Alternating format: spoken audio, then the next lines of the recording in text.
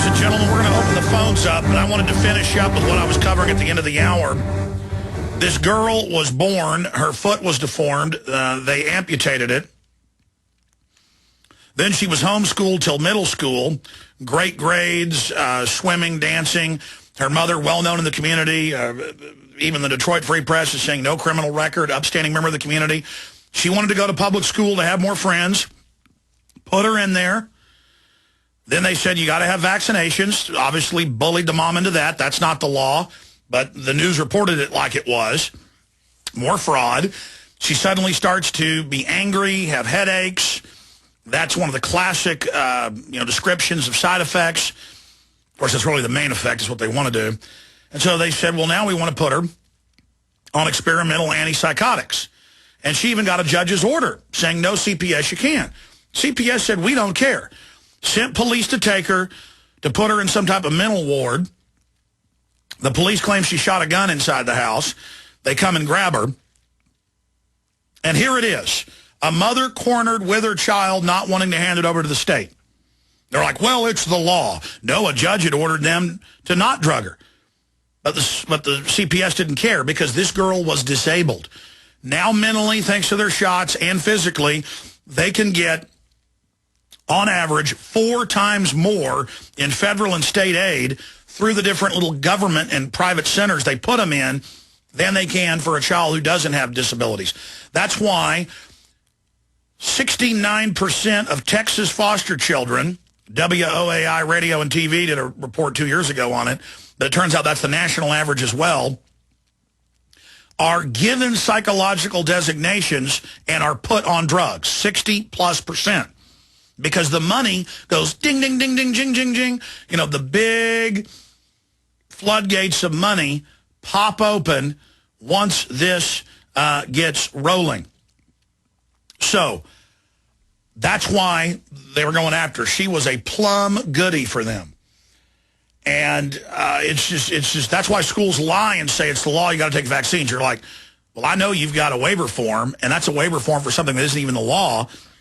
You just asked for me to fill that out with the health department. It's not a request. You absolutely have to comply. And they'll say, okay, here's the waiver form. But they'll play dumb because the federal government, if they don't get almost all the children vaccinated through the guidelines, they don't get their federal money. And the feds don't want you vaccinated because they care about you, folks. They've been caught worldwide. The White House science czar has written about it, spiking the vaccines. They've been caught over and over again. Remember, this is a federal government for now close to 90 years, forcibly sterilizing people in the U.S. up until the late 1980s. They set up the family courts for sterilization. They were called eugenics, racial hygiene courts. Hitler got all his ideas from the U.S. and England. That's all mainline history if you go research it. They're not real courts.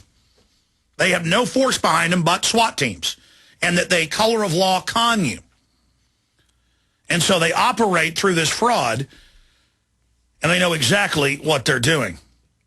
And it's the health departments through the federal government, even though they're, quote, county, that tell the hospital, oh, it's a law. You got to take blood from that baby for a blood test we want to do. Goes to a DNA data bank. Going on for 39 years, almost 40. I mean, the health departments are federal operations of criminality.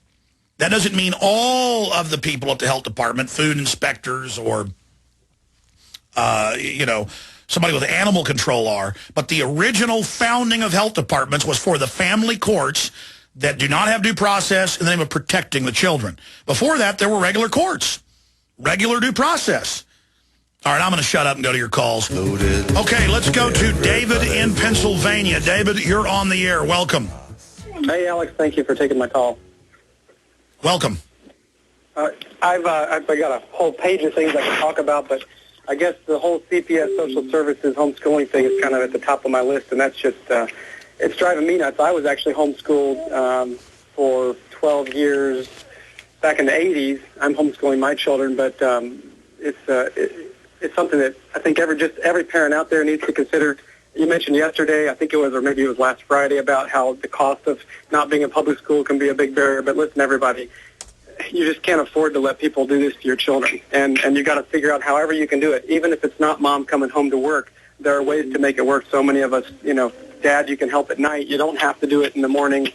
you got to get your kids out of school. We had real quick, Alex, I want to share something that happened to us. We have a situation where my oldest daughter is actually my wife's first daughter. She's my stepdaughter. And so CPS actually came at the father's allegations for some false things years ago.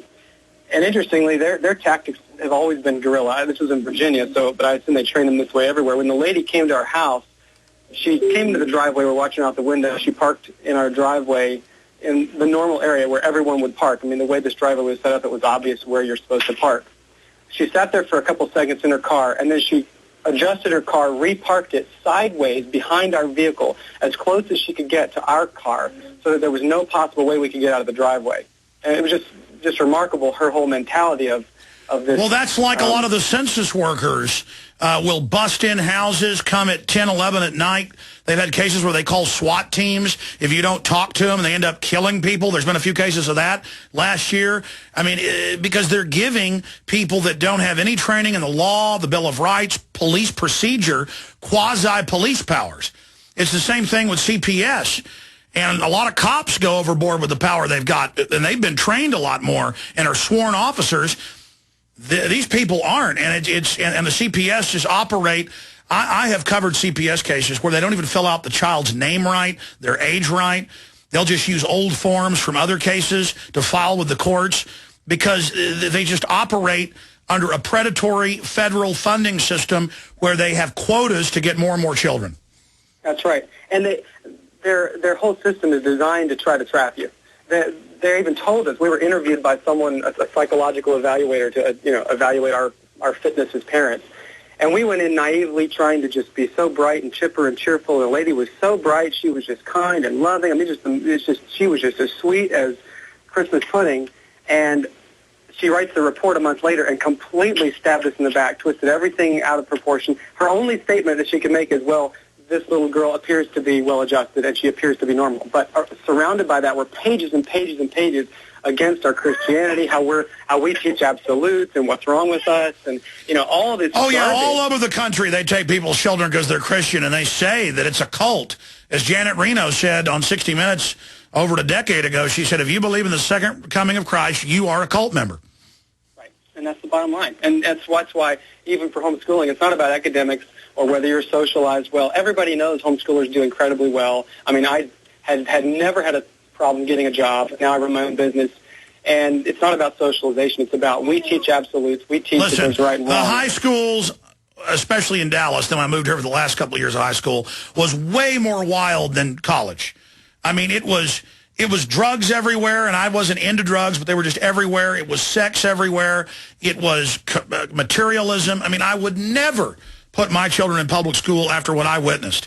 And they're just horrible. They're absolutely bottom of the barrel, horrible. And I went to a middle-class high school. I mean, I can't imagine. I taught people that had gone to this high school in New York and places being robbed, being beat up. You hear the stories people like Howard Stern tells of being beat up every week at school and people taking his lunch money. I mean, that's what goes on. And then if you're not a wimp, you end up fighting back, and then you go to jail for it. I mean, I remember many times somebody would attack me in the parking lot or at an event, and I'd fight back, and the cops pull up, and the other guy's, knocked out on the ground with blood coming out their nose, and the cops go, well, you're going to jail. And then you have to get witnesses and go through the court process. I mean, it's horrible. It's horrible. And, like I said, when I was 11, 12, 13, getting beat up all the time, when I started fighting back, which is the only thing you can do, then you go to jail for it. I never got convicted of anything because my dad had some money and could get lawyers, but cops a lot of times wouldn't care. They'd say, yeah, this guy attacked Alex. There's 5 witnesses. They're like, we don't care. You're going to jail. Now, one time, some 25-year-old ex-con who the police knew and didn't like started a fight at a house party with me. And, I mean, I was fighting for my life, and I beat him bad because he was beating me up bad. I mean, I hurt him fierce. And when they were loading him in the ambulance, they said, we need to take you to the hospital, too, or we're going to have to take you to jail. I'm like, well, I'm beat up a little bit. And they said, you got to go, okay, or you're going to go to jail, you understand? So they, at least in that one case, the cops acted properly because the witnesses told them what happened.